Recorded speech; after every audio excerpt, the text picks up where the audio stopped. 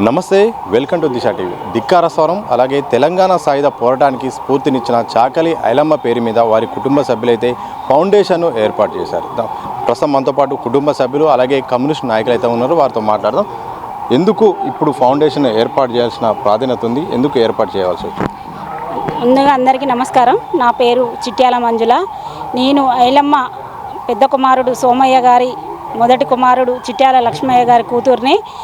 ఈరోజు ఐలమ్మ గారి ఫౌండేషన్ ఏర్పాటు ఎందుకు చేస్తున్నామంటే, ఐలమ్మ వారసత్వానికి గుర్తింపు లేకుండా పోతుంది.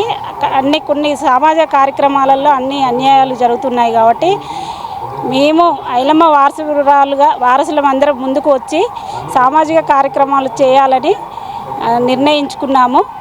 దీనిలో భాగంగానే మా కుటుంబ సభ్యులతో ఐలమ్మ ఫౌండేషన్ ఏర్పాటు చేసినాము. ఇందులో భాగంగా గౌరవ సభ్యులను కూడా తీసుకోవడం జరిగింది. చుక్కా రామయ్య గారిని, తమ్మినేని వీరభద్రం గారిని, ఇలా ప్రముఖులను చాలామంది నాయకులను తీసుకోవడం జరిగింది. మా సిపిఐ ఎమ్మెల్యే సాంబశివరావు గారిని, కొంతమంది నాయకులను మేము స్ఫూర్తిగా తీసుకొని వాళ్ళ సలహాలతో మేము ముందుకు వెళ్ళాలని నిర్ణయించుకున్నాము. ఐలమ్మ కుటుంబ సభ్యులకు గత ప్రభుత్వంలో ఎలాంటి గుర్తింపు లేదు. ఈ ప్రభుత్వం గుర్తించింది, కానీ మేము చాలా వెనుకబడి ఉన్నారు. మా ఐలమ్మ కుటుంబ సభ్యులు గతంలో రజాకాల నాడుగాక ఎట్లా పేదవాళ్ళను ఎట్లా అనగతొక్కిండ్రో, ఐలమ్మ కుటుంబ సభ్యులను కూడా ఇప్పుడు అలాగే అనగతొక్కి వాళ్ళు లేరు అన్నట్టుగా వ్యవహరిస్తారు కొన్ని శక్తులు. ఐలమ్మ కుటుంబ సభ్యులను, ఆమె కుటుంబం 6 సంతానము, వాళ్ళ పిల్లలు ఉన్నారు, మనవలు ఉన్నారు. వాళ్ళ సభ్యులను గుర్తించి వాళ్ళకు ఆర్థిక సాయం చేయాలి, ఉద్యోగ భద్రత కల్పించాలి అని మేము ప్రభుత్వానికి డిమాండ్ చేస్తున్నాము. ఐలమ్మను తెలుగు తల్లిగా గుర్తింపు తెచ్చి ఆమెను ప్రగతి భవనంలో ఆమె విగ్రహాన్ని తెలంగాణ తల్లిగా సెక్రటేరియాలో పెట్టాలని డిమాండ్ చేస్తున్నాము. హైదరాబాద్లో ఆమె పేరు మీద స్మారక భవనాన్ని నిర్మించాలని, అలాగే మా జనగామ జిల్లాకు కూడా ఐలమ్మ గారి పేరును ఐలమ్మ పేరుగా నిర్ణయించాలి.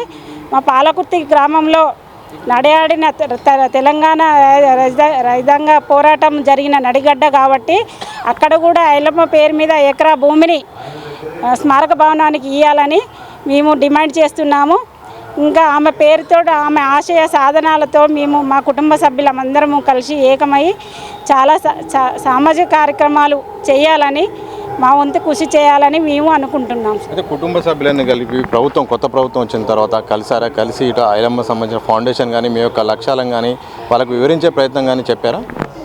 మేము ఉన్నామని వాళ్ళు గుర్తించడం లేకనే మేము ఇప్పుడు అందరము కలిసి ఏకమై ముందుకు వచ్చాము. ఇప్పుడు గుర్తించి ఫౌండేషన్ పెట్టాము.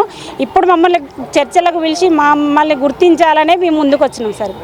పద్మ గారు, ఐలమ్మ గారి గురించి కూడా చాలా ప్రస్థానం ఉంది. మీకు తెలిసిన కొన్ని విషయాలు కూడా, ఎందుకు ఐలమ్మ యొక్క ప్రాధాన్యత ఏంటి, ఆమె నుండి ఎలాంటి స్ఫూర్తి ప్రజలు తీసుకోవచ్చు? నాడు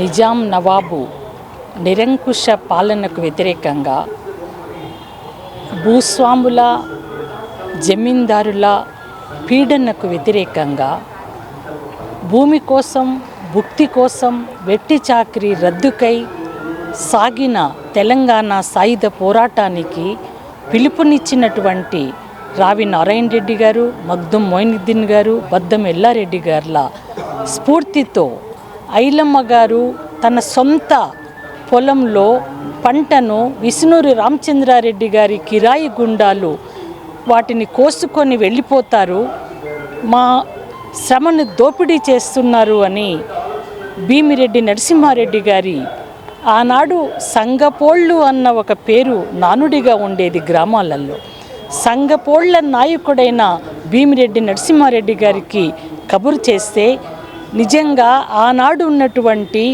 తెలంగాణ సాయుధ పోరాటంలో నిరుపేదలు, రైతులు, వివిధ తరగతులకు చెందిన ప్రజలందరూ కూడా ఎంత దారుణమైన ఎట్టి చాకరీలో నలిగిపోతూ ఉన్నారో, ఆకలికి తట్టుకోలేక ప్రాణాలు వదులుతున్నారో, వీటన్నింటినీ ఆకలింపు చేసుకున్నటువంటి తెలంగాణ సాయుధ పోరాట నాయకుడు భీమిరెడ్డి నరసింహారెడ్డి గారు ఆమె పొలం దగ్గరికి కమ్యూనిస్టు పార్టీ నాయకులను కార్యకర్తలను తీసుకొని వచ్చి ఆమె పంటను కోసి పూర్తిగా ధాన్యాన్ని ఆమె ఇంటికి చేర్చినటువంటి చరిత్ర నిజంగా ఈ రోజున పాఠ్యాంశాలలో చేర్చాలి అని ఫౌండేషన్గా ఏర్పాటు చేసుకున్నటువంటి ఐలమ్మ గారి కుటుంబ సభ్యులందరూ చెప్పటము చాలా గొప్పది.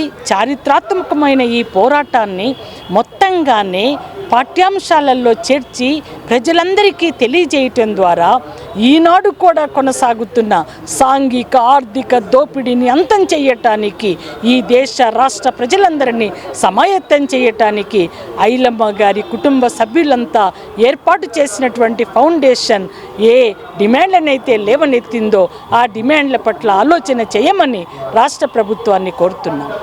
మీరు చెప్పండి, ఫౌండేషన్ ఏర్పాటు చేయాల్సిన ప్రాధాన్యత ఎందుకు వచ్చింది? ఇంతకాలం మధ్య చాలా సంవత్సరాల తర్వాత ఇప్పుడే ఎందుకు ఏర్పాటు చేస్తున్నారు? ఐలమ్మ మా పెద్దనాన్నమ్మ, నా పేరు యాకయ్య. తెలంగాణ రైతాంగ సాయుధ పోరాటం జరిగి సుమారు 76 సంవత్సరాలు అవుతుంది. ఇప్పటి వరకు అదే అణచివేత ఉన్నది రాష్ట్రంలో. పేదలు మరింత పేదలైనరు, గొప్పోళ్ళు గొప్పలవుతాండ్రు. ఫౌండేషన్ ఉద్దేశం ఏంటంటే ఈ ఫౌండేషన్ ద్వారా సమాజంలో జరిగే అరాచకాలు కానీ అవినీతి కానీ ఐలమ్మ చేసిన పోరాటాన్ని స్ఫూర్తిగా చేసుకొని ఎక్కడ అన్యాయం అక్రమాలు జరుగుతాయో అక్కడ ఈ ఫౌండేషన్ నుండి వాళ్ళకు అండగా ఉండేందుకు ఇప్పుడు కొత్తగా ఈ ఫౌండేషన్ ఐలమ్మ కుటుంబ సభ్యులు అందరం కలిసి ఈ ఫౌండేషన్ ఏర్పాటు చేసినాం.